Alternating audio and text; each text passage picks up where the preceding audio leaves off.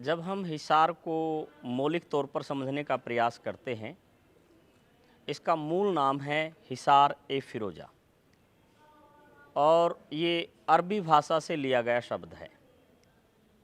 और अरबी भाषा में हिसार का जो अर्थ है वो होता है किला और फिरोजा का मतलब होता है विजेता। तो इस दृष्टिकोण से इसके दो नाम बने, एक फिरोज का किला और दूसरा विजेता किला। तो इसका जो मूल तौर पर जब हम बात करते हैं स्थापना की, फिरोज शाह तुगलक ने इसको स्थापित किया, जो 1351 से 1388 तक शासक रहा। और उसने इस शहर की स्थापना के पीछे इस क्षेत्र के भौगोलिक प्रवेश और सामरिक महत्व दोनों को ध्यान में रखते हुए किया। यदि मैं थोड़ा सा इसके बैकग्राउंड में जाऊं, मूलतः जो ये क्षेत्र है हड़प्पा सभ्यता का बहुत विकसित स्थल रहा है, क्योंकि राखीगढ़ी जैसा स्थल वो हिसार में है जो दुनिया के और हड़प्पा सभ्यता के सबसे बड़े स्थलों में से है। सीसवाल जैसा स्थल है जो हरियाणा क्षेत्र की और इस क्षेत्र की सबसे प्राचीन सभ्यता का गवाह है।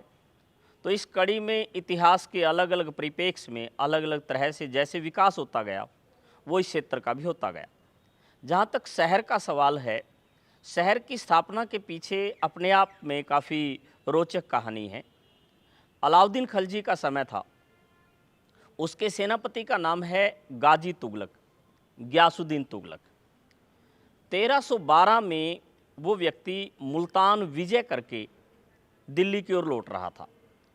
मूलतः वो व्यक्ति दिल्ली का था और अबोहर में उसकी ससुराल थी, और मुल्तान से जीत के जब यहाँ से गुजरा तो जहाँ पर इस समय हम बैठे हैं हिसार का मुख्य किला, इससे तकरीबन 1.5-2 किलोमीटर दूर एक फ़कीर की खानका थी।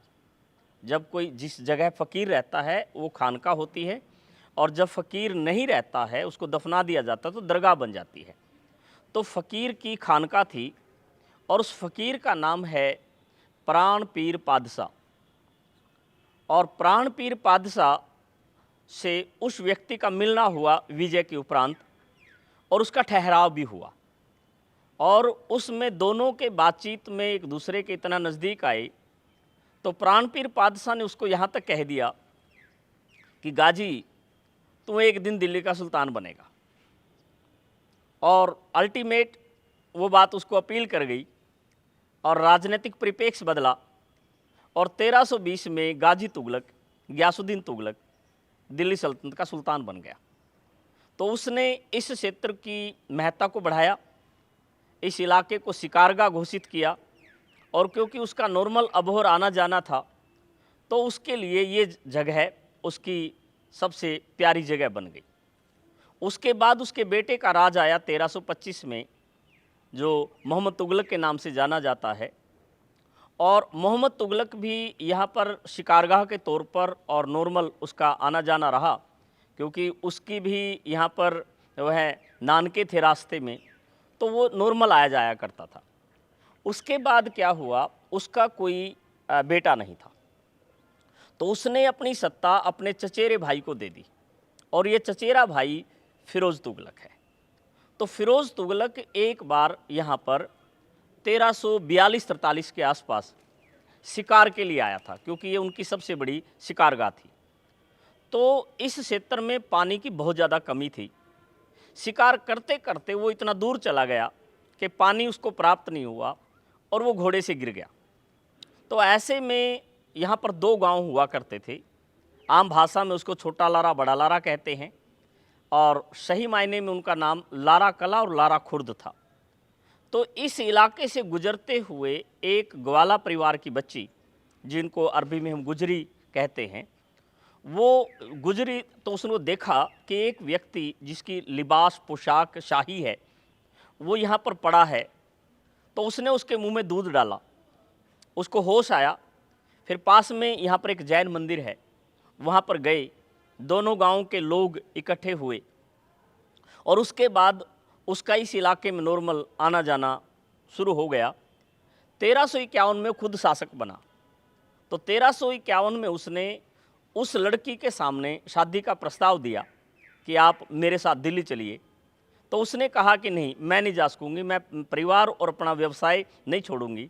तो आगे से फिरोज़ तुगलक ने कहा कि ठीक है, यदि आप वहाँ नहीं जाते, मैं यहाँ आ जाता हूँ। तो ये परिप्रेक्ष्य तो सामान्य बातचीत का है। और फिर उसका जो प्रधानमंत्री है खाने जहाँ मकबूल, बहुत योग्य व्यक्ति है, उसने फिरोज शाह को बताया कि यदि आप राजपूताना को और इस क्षेत्र में शिवालिक का जो क्षेत्र है अंबाला, इसके बीच के क्षेत्र को संभालना चाहते हैं तो हमें किले की ज़रूरत है। और उस किले के संदर्भ में हांसी का जो किला है वो ज़रूरतें पूरी नहीं कर पा रहा है। तो इन दोनों बिंदुओं को ध्यान में रखते हुए उसने यहाँ पर किला बनाने का प्रयास जो है काम किया। और मार्च 1354 में इसकी नींव पड़ी और अक्टूबर 1356 तक ये बन के तैयार हुआ। और इस किले का जो स्थापत्यकार था, आर्किटेक्ट था, वो है मलिक दान्याल नागौरी। तो उसने इस इलाके को इस तरह से देखने का प्रयास किया और इस तरह से स्थापित किया। ध्यान रहे कि शुरुआत में वो इसको केवल हिसार के रूप में स्थापित करना चाहता था, लेकिन इससे पहले भी हिसार दो और हैं दुनिया में। एक हिसार ईरान में है, एक कजाकिस्तान में है। तो उसमें डिफरेंस देने के दृष्टिकोण से इसका नाम हिसार ए फिरोजा रखा और ये नाम प्रचलन में रहा। आईने अकबरी तक हमें ये शब्द प्रयोग में आता है, अबुल फजल के द्वारा प्रयोग किया गया है। बाद में ए फिरोजा गायब हो गया और हिसार इसका प्रचलन में आया। तो दो गांव जो लारा कला और लारा खुर्द इसमें समाहित हो गई और इसको बनाने की प्रक्रिया प्रारंभ हुई। तो इसमें एक चीज़ और जो मैं महत्वपूर्ण तौर पे जोड़ना चाहूँगा कि इसकी शुरुआत होती है सबसे पहले अग्रोहा से एक लाट शिफ्ट की गई। जो फिरोज शाह तुगलक है उसको अभिलेख और लाट इत्यादि चीज़ें शिफ्ट करने का बहुत शौक था। जैसे उसने यमुनानगर के पास जगाधरी के पास से तोपड़ा से शिफ्ट किया जो आज कुतुब मीनार के इलाके में हम देखते हैं। तो उसी तरह से इसने अग्रोहा से दो लाट शिफ्ट की, एक हिसार में एक फतेहाबाद में। जो ये लाट हम देख रहे हैं ये मूल लाट जो है उसके साथ जुड़ी है। इसके ऊपर वाला हिस्सा उसका है, इसके नीचे वाला हिस्सा अशोक का है। इसकी जहां हम बैठे हैं इस समय ये फर्स्ट फ्लोर है। इसके नीचे भी एक पूरी की पूरी बिल्डिंग जो स्ट्रक्चर हमें दिखाई दे रहा है बिल्कुल वैसा का वैसा स्ट्रक्चर है जिसको हम इस रूप में देखते हैं। तो ज़मीन से टोटल जो इसकी हाइट है वो 76 फीट है और उसने इस किले का निर्माण प्रारंभ किया। तो 1388 तक ये किला उसकी हर तरह की राजनीतिक गतिविधियों का केंद्र रहा। 1360 तक खुद फिरोज शाह यहाँ रहता है। उसके बाद उसका आना जाना नॉर्मल इस प्रक्रिया का हिस्सा है। तो यूँ कहिए कि मुग़लों से पहले दिल्ली सल्तनत के जो सुल्तान हैं और उसमें तुगलकों की यदि विशेष बात करें, सबसे महत्वपूर्ण बिल्डिंग उनकी दिल्ली में है, तुगलकाबाद में है। तुगलकाबाद के बाद यदि कोई बिल्डिंग है, सबसे ज़्यादा बिल्डिंग तुगलकों की, वो हिसार में है। आज जो किला है वो लगभग 5% भी नहीं बचा है, 95% जो है डिस्ट्रॉय हो गया है। लेकिन सिंबॉलिकली जो बचा हुआ है वो तुगलकों की पहचान को बताने के लिए काफ़ी ज़्यादा महत्वपूर्ण है।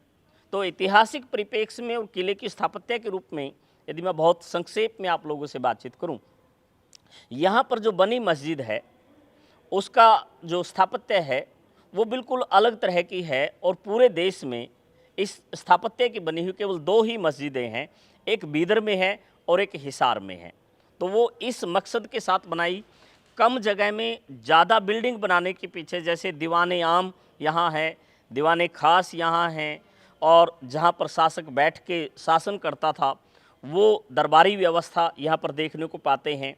और पानी की व्यवस्था के लिए फिरोज शाह तुगलक दो नहरें यहाँ से लाया, एक जगाधरी और यमुनानगर के पास ताजेवाला से लेकर आया और एक सतलुज से राजबा नामक जगह से लाया।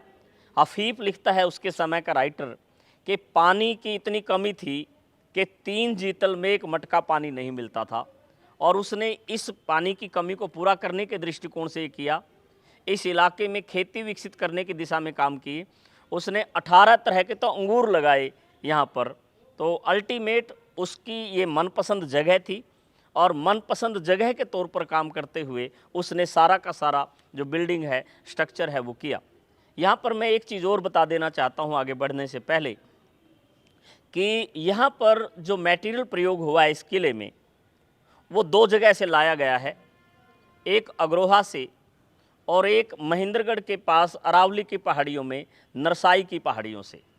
अग्रोहा यहाँ से तकरीबन 22-23 किलोमीटर दूर एक साइट है, और जो अलग अलग 3 परतों पे जब खुदाई हुई है वहाँ से पता चलता है, लेकिन इस समय तक वो उजड़ चुका था, ख़त्म हो गया था। मूल अग्रोहा का जो अस्तित्व है वो बदल गया था। तो फिरोज़ तुगलक ने उस अवशेषों को प्रयोग किया, और अवशेषों को प्रयोग करते हुए इस इलाके में ये संदेश भी देने की कोशिश की कि मैं सांस्कृतिक तौर पर इस इलाके के लोगों के साथ जुड़ना चाहता हूँ, और सांस्कृतिक जो समन्वय है उसकी बात को मैं समाज तक लेके जाना चाहता हूँ। और उस कड़ी में विशेष चीज़ जब आप देखेंगे, हम बिल्डिंग की बात करते समय जो पिलर हैं, आज भी उन पिलर्स पे जो है कमल के फूल दिखाई देते हैं, और कमल के फूल अग्रोहा में जो बौद्ध मठ है उसके साथ सीधे तौर पर जुड़े हैं। तो इस पूरे के पूरे इलाके को उसने इस सारे परिप्रेक्ष्य में देखा। तो ये इसकी स्थापना, इसकी पृष्ठभूमि और इसकी व्यवस्था से जुड़े हुए पहलू हैं जिनको हम इस अंदाज से देखते हैं। दिल्ली की सुरक्षा की 3 प्राचीर रही हैं विदेशी आक्रमणकारियों से। पहली जो रक्षा पंक्ति है वो काबुल और कंधार के बीच का इलाका रहा है। यानी किसी भी व्यक्ति की ये ज़रूरत रही है कि उसको वहाँ रोक लिया जाए। यदि वो वहाँ से कवर करके आ जाता है तो उसको लाहौर और मुल्तान के बीच में रोका जाता है, दूसरी पंक्ति। जो तीसरी पंक्ति है वो हिसार बनता है उस इलाके से आक्रमण के रूप में। तो ऐसे में सामरिक इसका महत्व स्पष्ट हो गया। 1388 में वो चला गया। 1388 के बाद जो है यहाँ पर आक्रांताओं का आना जाना रहा, और 2 डायनेस्टी जो है सैयद और लोधी, वो दिल्ली सल्तनत की रही। उन दोनों ने इसको राजनीतिक केंद्र के रूप में स्वीकार किया, और ये उस दौरान परगना था, परगने का मुख्यालय था और एडमिनिस्ट्रेटिव यूनिट था। व्यापारियों की सुरक्षा के लिए यहाँ पर सारी चीज़ें थी, और उस दृष्टिकोण से जो ये पूरा का पूरा इलाका है उसके विकास में इसकी अहम भूमिका थी। जब उसके बाद हम थोड़ा सा चलते हैं, मुग़ल आता है, मुग़ल काल, तो मुग़लों में मोटे तौर पर यह चर्चा रहती है कि हम जो बाबर है वो उसका संस्थापक है, और उसने पानीपत की पहली लड़ाई लड़ी और मुग़ल साम्राज्य को स्थापित किया। लेकिन मैं थोड़ा सा इसकी भी यदि बैकग्राउंड में जाऊं कि जो लड़ाई है पानीपत की वो 21 अप्रैल 1526 को हुई है, तो वो फरवरी के महीने में लाहौर से चल दिया था। मार्च के महीने में उसने सरहिंद और गग्गर के आसपास अपने आप को स्थापित कर लिया था, और दिल्ली का जो सुल्तान है इब्राहिम लोधी, उसको इस बारे में जानकारी मिल गई थी। उसने हिसार के नाजिम हामिद की ड्यूटी लगाई कि वो उसको वहीं रोकने का प्रयास करे, और उसकी सूचना बाबर को भी मिल गई। बाबर ने खुद अपना रास्ता बदलने की बजाय अपने बेटे हुमायूं को इस अभियान पर भेजा। तो इधर से बरवाला और टोहाना के रास्ते हामिद जो है वो उससे लड़ने आगे बढ़ता है। दूसरी साइड से हुमायूं का जो बाबर का बड़ा लड़का हुमायूं है वो उसको रोकने के लिए आता है। तो उन दोनों के बीच में गग्गर के इस ओर यानी टोहाना की ओर ये लड़ाई होती है। उसमें हुमायूं जीतता है, और ये हुमायूं की पहली विजय थी, और वो उसको हमेशा हमेशा के लिए याद रही। तो हिसार में बिल्डिंग निर्माण में फिरोज शाह तुगलक के बाद यदि किसी ने बनाई है तो वो हुमायूं का योगदान है। और पानीपत की फतह से पहले जो स्थान उसके कब्जे में आया वो हिसार है, और इसलिए हुमायूं पानीपत की पहली लड़ाई में शामिल नहीं होता। तो उधर से पानीपत जीत के बाबर दिल्ली पहुंचता है, इधर से हुमायूं जो है इस इलाके को प्रशासित करके और दिल्ली पहुंचता है। तो वो हमेशा हमेशा के लिए उसको यादाश्त रहता है, और वो इसी दृष्टिकोण से उसको देखता है। तो यहाँ पर हुमायूं के पीरियड में मैं केवल ये कहना चाहूँगा कि हुमायूं की ज़िंदगी में जो है ठहराव और लड़ाइयाँ वो अलग अलग अंदाज की हैं। उसका गुजरात अभियान बहुत मायने रखता है। तो गुजरात अभियान उसने 1532 से 1537 के बीच में चलाया। उसका जो सेनापति था उस अभियान का, वो हिसार का था, और उसका जो नाम है वो है मीर मोहम्मद आसिक, और वालतू खान उसका सहयोगी था, और वो मीर आसिक जो है उस अभियान में मारा गया। और मारने के बाद बहुत कमाल की विशेष बात यह है कि यहाँ से जहाँ पर उसकी मृत्यु हुई तकरीबन 1900 किलोमीटर के आसपास का एरिया बनता है, और ऐतिहासिक परिप्रेक्ष्य में ऐसे बहुत कम चांसेस हैं कि इतनी दूर किसी आदमी की डेथ हुई हो और उसको जो है उसके मूल स्थान तक लाया जाए। फिर भी वो लाया है, उसने मकबरा बनवाया यहाँ पर, और इस तरह से उस व्यक्ति ने मीर आसिक के प्रति सम्मान अभिव्यक्त किया। वालतू खान और मीर आसिक दोनों के जो मकबरे हैं उनका निर्माण करवाया, और जो यहाँ की मुख्य मस्जिद है, जो जामा मस्जिद है, उसका निर्माण भी उसने करवाया। उसके बाद वो खुद 15 साल के लिए चला गया और अकबर का राज आया। अकबर ने इस किले की मरम्मत करवाई, जो नहरों का निर्माण करवाया था उनकी दोबारा खुदाई करवाई, और विशेष बात यह है कि अकबर ने यहाँ टकसाल स्थापित की। तांबे के सिक्के ढालने की जो व्यवस्था है वो हिसार के किले में किए, और उसी दौरान जहाँ इस किले की व्यवस्था को नई तरह से संचालित किया गया, एक और नई चीज़ हिसार में आई, और वो ये कि जाति के अनुसार मोहल्ले जो है विकसित हुए, यानी डोगरा मोहल्ला, गुजरान मोहल्ला, जो इस तरह की प्रणाली है वो उसके पीरियड में हुई। और इस शहर की बसावट में किले के बाहर जो बसने की प्रक्रिया है वो अकबर के पीरियड में ज़्यादा आगे बढ़ती है, और इसको विकसित करने में जितनी भी वो भूमिका अदा कर सकता था उसने वो भूमिका अदा की। उसके बाद उसकी भी शिकारगाह रहा ही, उसका बेटा जहांगीर आया, उसकी भी शिकारगाह रहा, शाहजहां की भी शिकारगाह रहा, और इवन औरंगजेब की शिकारगाह रहा। यानी जो स्थान, जो पहचान अकबर ने हिसार को दी थी वो औरंगजेब तक लगातार जारी रहती है, और जो इसकी विशिष्ट पहचान है वो अपने आप में मुग़ल काल में बहुत सेलेक्टेड रही। और केवल एक ही चीज़ है जो मैंने आपको कहा कि ए फिरोज़ा शब्द, हिसार ए फिरोज़ा, वो अकबर के पीरियड से हटा, और ये फिर सामान्य हिसार प्रयोग में आने लगा।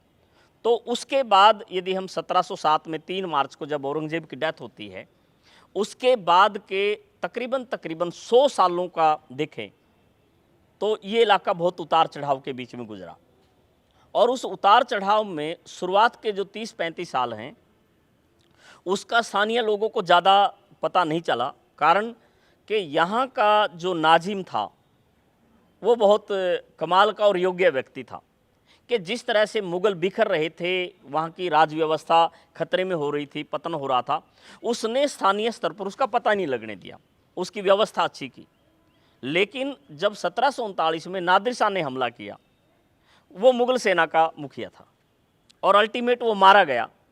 इसके बाद जो हिसार है वो जो है अखाड़ा बन गया युद्धों का। यहाँ पर बाह्य तौर पर मुग़ल, भट्टी और जो है मराठे, उनके बीच में नए तरह की संघर्ष की शुरुआत हुई। स्थानीय स्तर पर जो राजपूत हैं, पचादे हैं, उन्होंने यहाँ पर कंट्रोल करने का प्रयास किया, और अगले 50 साल तकरीबन यही लड़ाई का दौर रहा। और इसी बीच पटियाला का जो राजा है आला सिंह, उसने इस इलाके पर कब्जा किया और इस इलाके में सिख सत्ता को भी स्थापित किया। तो ये सारी चीज़ें विभिन्न उतार चढ़ाव के बीच में हिसार गुजरा, और ये सारी की सारी रही। हिसार की लाइफ में एक बहुत ख़तरनाक डेट है, या यूँ कहिए कि काफ़ी अलग तरह की डेट है, वो है 1783। 40सा अकाल पड़ा, सब कुछ नष्ट हो गया, और इतनी बुरी तरह से नष्ट हो गया कि यहाँ के जो सिख शासक थे वो इसको खाली करके चले गए, क्योंकि उनको यहाँ पर कुछ भी नहीं दिखा, और अल्टीमेट ये शहर उजड़ गया। इस इलाके में जहाँ पर आज शहर बसा हुआ है 15 बेचिराग गांव हैं, यानी आसपास के इलाके के वो गांव पूरी तरह से उजड़ गए, उनमें से एक भी जो है उस स्थिति में नहीं रहा। तो अल्टीमेट ये 1783 का जो पीरियड है वो काफ़ी चुनौतीपूर्ण रहा। फिर इसको बसाने की जो प्रक्रिया है पुनर्स्थापित, उसमें महत्वपूर्ण भूमिका रही टिपरेरी के जॉर्ज थॉमस की। आयरलैंड में टिपरेरी एक जगह है, वहाँ का शासक था जॉर्ज, वहाँ का व्यक्ति था जॉर्ज थॉमस, जो कि एक सैनिक के रूप में आया था और उतार चढ़ाव देखता हुआ बेगम समरू की सेवा में आया, मराठों की सेवा में आया, सिखों से संघर्ष उसने किया और फिर उसके दिमाग में आया कि मैं अपनी सत्ता क्यों ना स्थापित करूं। तो उसने रोहतक के पास जार्जगढ़ स्थापित किया। उसके बाद उसने हांसी को अपनी राजधानी बनाया, उस किले को विकसित किया और उसने हिसार के किले को भी विकसित किया। उसने टकसाल यहाँ स्थापित की, उसने यहाँ पर घुड़साला स्थापित की और हिसार में भी एक जगह है जिसको आज लोग जाज कोठी बोलते हैं, वो उसका निवास था। जाज कोठी मूलतः जार्ज कोठी है जो 1796 में उसके द्वारा स्थापित की गई और उसने इस इलाके को बसाने में जो महत्वपूर्ण भूमिका अदा कर सकता था वो उसने की और लोगों को बाहर से निमंत्रण भी किया। तो उसके जो 6 साल है वो उतार चढ़ाव के रहे, उसको लगातार लड़ना पड़ा सिखों के साथ, मराठों के साथ, अंग्रेज़ों के साथ, फ्रांसीसियों के साथ और कुल मिला के 1802 में उसका पतन हो गया और वो जो है हार गया। हारने के बाद इस इलाके पर अंग्रेज़ों, फ्रांसीसियों और मराठों ने संयुक्त तौर पर कब्जा करके इस इलाके को मराठों को दे दिया और अल्टीमेट ये मराठों के कब्जे में आ गया। और फिर अंग्रेज मराठा युद्ध जब हुआ 1803 में, तो उसमें मराठे हार गए। ये सिंधिया के पास था, दौलतराव सिंधिया के पास था। तो 30 दिसंबर 1803 को एक संधि हुई, सरजी अर्जन गांव की संधि। ये गांव जो है पूना के पास एक गांव है, वहाँ पर ये संधि हुई। तो उस संधि में ये पूरा का पूरा जो इलाका है वो अंग्रेज़ों को ट्रांसफ़र हो गया और इस तरह से 1803 में यहाँ पर विधिवत तौर पर अंग्रेज़ों के राज की शुरुआत होती है। लेकिन अंग्रेज़ प्रत्यक्षतः यहाँ नहीं आए, काफ़ी टाइम लगा, बल्कि 1809 में एक व्यक्ति है जिसका नाम है मेजर लुईस डम। वो यहाँ पर पशुओं का व्यापार प्रारंभ करता है और अपना प्राइवेट कैटल फार्म की स्थापना करता है और वो यहाँ पर घोड़े और ऊँट इन दोनों चीज़ों का व्यापार करता है। और मैं यहाँ पर ये भी बता दूँ कि घोड़े जो हैं उनके लिए हिसार की जलवायु अरब क्षेत्र के बाद सबसे अच्छी मानी जाती है और इसलिए यहाँ पर घोड़ों का जो व्यापार है वो काफ़ी ज़्यादा रहा। उसने व्यापार स्थापित किया। इधर से अंग्रेज़ों ने अलग अलग लोगों के माध्यम से इस इलाके पर स्थापित होने का प्रयास किया। कुछ सफलता मिली भी, कुछ नहीं भी मिली। उन्होंने ज़िले का जो काम है 1803 से 1832 के बीच में वो हांसी से चलाया और यहाँ पर फिर 1 अप्रैल 1815 को जो कैटल फार्म था लुईस डम का, उसको सरकारी कैटल फार्म बनाया गया और मेजर लुईस डम को परमानेंट उसका प्रभारी घोषित किया, उसका डायरेक्टर बनाया। वो आजीवन कि जब तक ज़िंदगी भर वो रहेगा, वो एम्प्लॉय के तौर पे रहेगा, वो रिटायर नहीं होगा। और ये कैटल फार्म इस तरह से हो गया और ये दुनिया का सबसे बड़ा जो है पेरिस के बाद कैटल फार्म था। यानी जितनी बड़ी पशुओं से रिलेटेड रिसर्च और चीज़ें हैं वो पेरिस के बाद हिसार में होती हैं और आज भी एशिया का सबसे बड़ा और पेरिस के बाद नंबर 2 का कैटल फार्म है। जो 15 गांव उजड़े थे उन सारों के ऊपर कब्जा कर लिया गया। 66.4 वर्ग मील का इलाका था। इस सारी ज़मीन को सरकारी ज़मीन घोषित कर दिया गया और इस तरह से अंग्रेजी राज स्थापित हो गया। फिर पहली बिल्डिंग जो अंग्रेज़ों के द्वारा बनाई गई वो इस किले के साथ बिल्कुल सटी हुई यहाँ पर है एक पीली बिल्डिंग, पीली कोठी बोलते हैं, ये बनाई गई।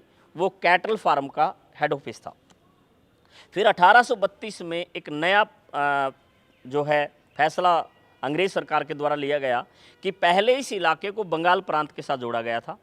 1832 के एक्ट में बंगाल प्रांत का विभाजन कर दिया गया और एक उत्तर पश्चिमी प्रांत बनाया गया जिसकी राजधानी आगरा बनाई गई और आगरा राजधानी में दिल्ली डिवीज़न में हिसार जो है उसके साथ जोड़ा गया।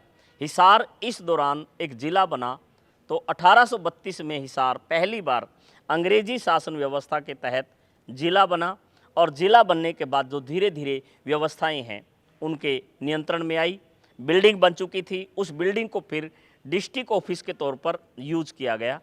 फिर धीरे धीरे अंग्रेज़ों को लगा कि बिल्डिंग पूरी नहीं हो रही, तो पुराना जो कोर्ट कॉम्प्लेक्स है वहाँ पर 1843 में नई तरह की बिल्डिंग्स बनी। नई तरह की व्यवस्था बनी और ये जो किला है अंग्रेज़ों के निवास के तौर पर जाना गया, निवास बना। 3 निवास महत्वपूर्ण थे, एक डीसी का रेजिडेंस था यहाँ पर, एक पुलिस के प्रभारी का रेजिडेंस था और तीसरा महत्वपूर्ण व्यक्ति उनका चीफ मेडिकल ऑफिसर था, क्योंकि इस इलाके में मेडिकल की उस तरह की टेक्निक नहीं थे, लोग आयुर्वेदिक और उन चीज़ों के सारे रहते थे, तो उन्होंने अपनी तरह की व्यवस्था बनाई। तो ये जितने भी अंग्रेज थे ये उनका निवास स्थान रहा और अल्टीमेट धीरे धीरे चीज़ें आगे बढ़ती गई। उसके बाद 1857 आया और जब 1857 की बात करते हैं तो हिसार बेहद महत्वपूर्ण जगह है। जिस समय अंबाला में, मेरठ में, दिल्ली में सारा कुछ घटनाक्रम हो गया था, तो उस घटनाक्रम से यहाँ पर पहले आधी अधूरी जानकारी आ रही थी। तो एक व्यक्ति है जिसका नाम है मोहम्मद आजम, रिश्ते में वो बहादुर शाह जफ़र का रिश्तेदार है और वो 26 मई को यहाँ पर आया और उसने यहाँ के लोगों को बताया कि दिल्ली बगावत हो गई है, अंग्रेज़ी राज ख़त्म हो गया है और हमें अंग्रेज़ी राज ख़त्म करना चाहिए।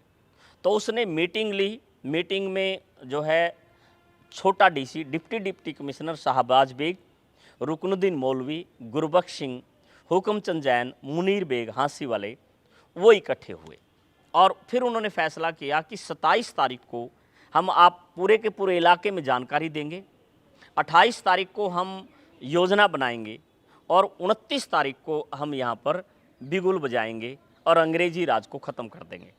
दादरी कैवलरी के रजब बेग के नेतृत्व में एक जो सेना है वो इस इलाके पर मूव करती है। दिन में 11 बजे हाँसी पर कब्जा होता है और अंग्रेज़ी रियासत जो है ख़त्म कर दी जाती है। दिन में 1 बजे डिप्टी कमिश्नर बैडरबर्न को गोली मारी जाती है, थॉमसन को गोली मारी जाती है और हाँसी और हिसार में 29 तारीख को 42 जो अंग्रेज़ हैं उनको मारा जाता है और उसके बाद इस इलाके पर अंग्रेज़ी राज ख़त्म हो जाता है। तो ऐसी स्थिति में अंग्रेज़ इस इलाके को कंट्रोल करने के लिए फिरोजपुर के डिप्टी कमिश्नर जनरल वोलकोटलैंड को भेजते हैं, जिसके साथ पहली लड़ाई इस इलाके में वो 16 जून को ओड्डा में होती है, सिरसा के पास, और फिर सिरसा 20 तारीख तक वो जीत पाता है और हिसार में वो जब आने का प्रयास करता है तो अल्टीमेट वो अगस्त के शुरुआत में आ पाता है। तो 4 अगस्त को फिर वो यहाँ पर कब्जा कर लेता है। तो यहाँ के क्रांतिकारी हाँसी पे कब्जा कर लेते हैं। तो 4 के बीच में और 19 के बीच में ये 3 बार हुआ, यहाँ कोटलैंड तो हाँसी में वो, हाँसी में कोटलैंड तो यहाँ पर वो। अल्टीमेट एक लड़ाई हुई 19 अगस्त की। अंग्रेज अंदर हैं, हमारे पूर्वज जो हैं वो बाहर हैं और दिन में 10:15, 10:20 के आसपास नागौरी गेट, क्योंकि इस किले के 4 गेट थे, 4 गेट थे, Talaqi gate, Nagauri gate, Delhi gate और मोरी गेट। तो इसका जो सबसे महत्वपूर्ण गेट था वो नागौरी गेट था। उस गेट के ऊपर आक्रमण हुआ, जहाँ पर आज लाला लाजपत राय की प्रतिमा है, वहाँ पर नहर होती थी, वहाँ लड़ाई हुई। 438 लोग मौके पर लड़ते हुए मरे। 235 लोगों की डेड बॉडी इस पूरे के पूरे इलाके में बिखरी हुई मिली और उसके बाद 123 लोग बंदी बना लिए गए और उन 123 लोगों को जो किले और बस स्टैंड के बीच की सड़क है, उस समय ये ईंटों की बनी हुई सड़क थी, इस सड़क के ऊपर लिटाया गया और 4:30 पौने 5 बजे के आसपास रोड रोलर के नीचे कुचला गया। एक अंग्रेज अधिकारी मिल्डवे ने यहाँ तक उनको ऑफर की कि रजिस्टर पर अंगूठा लगाओ और ये कहो कि मुझे बगावत का रास्ता छोड़ के घर जाना है, आप जा सकते हो।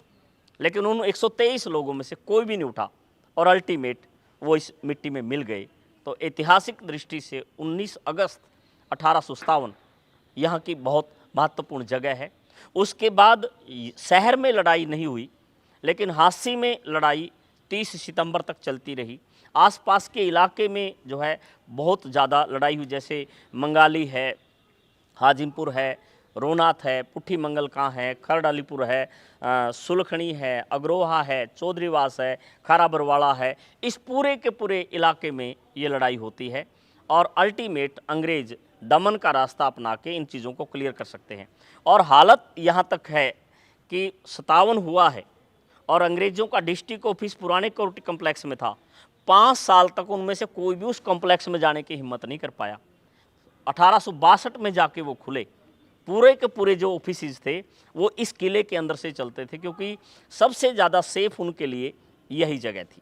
और फिर दमन किया, खूब किया। जो ये आसपास के पेड़ हैं इनके ऊपर फांसी देना नॉर्मल रहा। कुछ पेड़ उस दौर के भी हैं जो हम समझ सकते हैं कि उनकी ये स्थितियां रही। और फिर ये इलाका थोड़ा ठहरा हुआ महसूस होता है। फिर यहाँ पर जागृति आती है उस दौर में, इस इलाके में जब लाला लाजपत राय का आगमन होता है। 1886 से 1892 के बीच में लाला लाजपत राय यहाँ रहे। उन्होंने कांग्रेस की स्थापना की, उन्होंने आर्य समाज की स्थापना की, वो यहाँ की नगर पालिका के ऑनररी सेक्रेटरी रहे और उनके नेतृत्व में इस इलाके के लोगों ने स्वतंत्रता संग्राम में खूब बढ़ चढ़कर हिस्सा लिया। पहली बार वो 1888 में इलाहाबाद जो अधिवेशन है कांग्रेस का, चौथा अधिवेशन, उसमें गए थे। उनके साथ 3 और लोग, लाला गौरीशंकर और लाला चूड़ामणि और चंदूलाल तायल, ये लोग भी उसके साथ गए थे। और उसके बाद ऐसा कभी नहीं हुआ कि कांग्रेस के प्रतिनिधित्व के तौर पे हिसार से कोई ना गया हो। लास्ट तक ये चीज़ें चलती गई। तो जो जो फ्रीडम मूवमेंट आगे बढ़ता गया, हिसार की भूमिका उसमें साथ साथ चलती गई। हिसार के लोगों ने उसमें पूरी तरह से कदम ताल किया। जिस समय ये सारी की सारी घटनाक्रम हो रहा था और 1892 में लाला जी यहाँ से चले गए, लेकिन इस इलाके को वो सक्रिय करके चले गए। जब स्वदेशी और बहिष्कार आंदोलन चला 1905 से 1906 के बीच में, सबसे ज़्यादा खादी का प्रचलन यहाँ रहा और विदेशी जो वस्त्र हैं उनकी होली जलाई गई और पूरी तरह से मूवमेंट आगे बढ़ा। 1907 में जब गिरफ्तार किया गया लाला लाजपत राय जी को लाहौर में, तो उनके दोस्त रामजी लाल हुड्डा जो हैं पास के गांव लुदास के रहने वाले थे, वो अपनी डायरी में लिखते हैं कि हिसार के लिए बहुत मातम का अवसर था। और जब मैं अपने गांव गया लुदास, तो मैंने देखा कि नहर में थोड़ा थोड़ा पानी था और अंग्रेजी व्यवस्था के तहत डर इतना था कि वहाँ नहर के पुल पे पुलिस वाले बैठे थे। वो हर एक व्यक्ति से पूछ रहे थे, क्योंकि इस इलाके की सक्रियता इस तरह की थी। और अल्टीमेट उनको रिहा किया गया, तो यहाँ सेलिब्रेशन भी हुई और फिर धीरे धीरे जो फ्रीडम मूवमेंट है वो आगे चलता गया। जिस समय प्रथम विश्व युद्ध हुआ और प्रथम विश्व युद्ध के दौरान सरकार ने सैनिक मांगे और पैसे मांगे, हिसार ने अकेले ने पूरा ज़िला जो है, काफ़ी बड़ा ज़िला है, डबवाली से लेकर लोहारू तक उस समय ये ज़िला था, 81 लाख रुपए उस दौर में हिसार से अंग्रेजी व्यवस्था को दिए गए और 57,000 सैनिक भी भर्ती हुए। और उसके बाद जब बदले में सरकार ने जो है रोल टैक्स दिया, जलियांवाला बाग दिया और फिर जो गतिविधियां हुई वो बिल्कुल उसके खिलाफ अलग तरह की रही। और हिसार में एक जगह है जिसका नाम है कटला रामलीला। फ्रीडम मूवमेंट की कोई भी ऐसी गतिविधि नहीं जो कटला रामलीला में ना हुई हो, और हर तरह की गतिविधियों के साथ वो किला, वो मैदान है, वो जुड़ा रहा। उसमें जो है चाहे असहयोग आंदोलन से संबंधित मीटिंगें हो, चाहे खिलाफत आंदोलन से संबंधित मीटिंगें हो, या फिर खादी के प्रचलन के लिए चरखा दंगल हो, वो सारे के सारे हर मोर्चे पे चलते गए। गांधी जी के तीनों आंदोलन, असहयोग आंदोलन, सविनय अवज्ञा आंदोलन और भारत छोड़ो आंदोलन में इस इलाके की पूरी सक्रियता से जो है पहचान रही। और विशेषकर हास्य भिवानी जो कि इस ज़िले का हिस्सा था, गांधी जी वहाँ पर 2 बार आए, उसका आयोजन और संयोजन इसी क्षेत्र में रहा। और अल्टीमेट जब चीज़ें आगे बढ़ती गई, आज़ाद हिंद फौज में हिसार की भूमिका बहुत महती भूमिका है। और धीरे धीरे जब स्वतंत्रता मिली और 15 अगस्त 1947 का दिन आया, तो कटला रामलीला में ही यहाँ के बलवंत राय तायल के द्वारा ध्वजारोहण किया गया, जो कि एक ऐतिहासिक घटनाक्रम था। और फिर जो माइग्रेशन है 1947 के बाद का, यहाँ से लोग गए भी खूब, यहाँ पर लोग आए भी, और सांस्कृतिक दृष्टि से पहली बार एक अजीब किस्म का बदलाव यहाँ देखने को मिला, क्योंकि वो लोग जिनकी संख्या इस इलाके में 30% के आसपास थी, वो यहाँ से शिफ्ट हुए और आज शायद 2% के आसपास उनकी संख्या बची है। लेकिन जो बाहर से लोग आए, उन्होंने फिर एक नई तरह की व्यवस्था दी। तो ये हिसार की 1947 तक की विकास यात्रा हम कह सकते हैं। मूलतः हिसार में जो साइट्स हैं सांस्कृतिक विरासत से संबंधित, वो दोनों के पास हैं, मतलब केंद्र सरकार के पास भी हैं जिसको आर्कोलॉजिकल सर्वे ऑफ इंडिया बोलते हैं, और स्टेट आर्कोलॉजी साइट पे भी हैं। और उस कड़ी में जो किला है और इसके अंदर का हिस्सा है जो आज बचा हुआ है, और इसके साथ जुड़ा हुआ गुजरी महल है, इसको तो काफ़ी हद तक बचा के रखा गया है और काफ़ी हद तक ये संतुलित स्थिति में है। तो देखने लायक स्थितियां हैं थोड़ा बहुत जो बची हैं, और उस पर मुरम्मत वगैरह का काम और चीज़ें साथ साथ चलती हैं।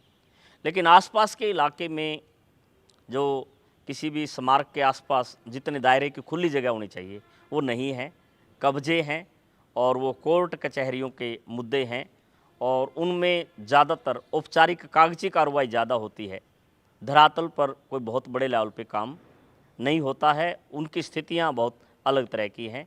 ये शहर की, जहाँ तक जाज कोठी का सवाल है, वहाँ पर डिविज़नल जो है वो संग्रहालय बना हुआ है, उसकी देखरेख और व्यवस्था हरियाणा सरकार के पास है। लेकिन फिर वही कि जो व्यवस्था है उसमें जिस तरह से एम्प्लॉयज़ की कमी रहती है, तो वहाँ पर बताने वाला और जानकारी देने वाला तकरीबन है नहीं, विशेषज्ञ नहीं है, इस अभाव में ज़रूर कह सकते हैं। या इसके अतिरिक्त जो साइट है, जैसे प्राण पीर पातशाह का मकबरा है या फिर गुरु जम्बेश्वर स्थित मकबरे हैं, वो तकरीबन चाहे संरक्षित हों या असुरक्षित हों, वो कोई अच्छी स्थिति में नहीं है। अग्रोहा जैसी साइट भी जो है एक तार के अंदर तो है, लेकिन उस पे जिस तरह से खनन होकर काम होने की रिक्वायरमेंट होनी चाहिए वो नहीं है। हाँ, राखीगढ़ी जरूर डे बाय डे चर्चा में आता जा रहा है, और विश्व में एकमात्र ऐसी साइट है जो हड़प्पन सिविलाइजेशन से रिलेटेड है, जिसकी डीएनए की जो टेस्ट है वो रहे हैं और उसकी महत्ता रही है।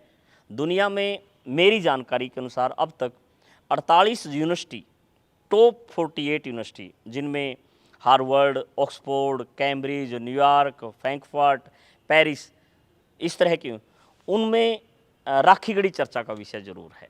और वहाँ पर म्यूज़ियम की योजना भी है, चल रहा है। तो यूँ नहीं कह सकता कि सरकार या व्यवस्था सचेत नहीं है, लेकिन और काम करते हुए स्थानीय लोगों को जोड़ने की ज़रूरत है ताकि और अच्छे आउटपुट लिए जा सके।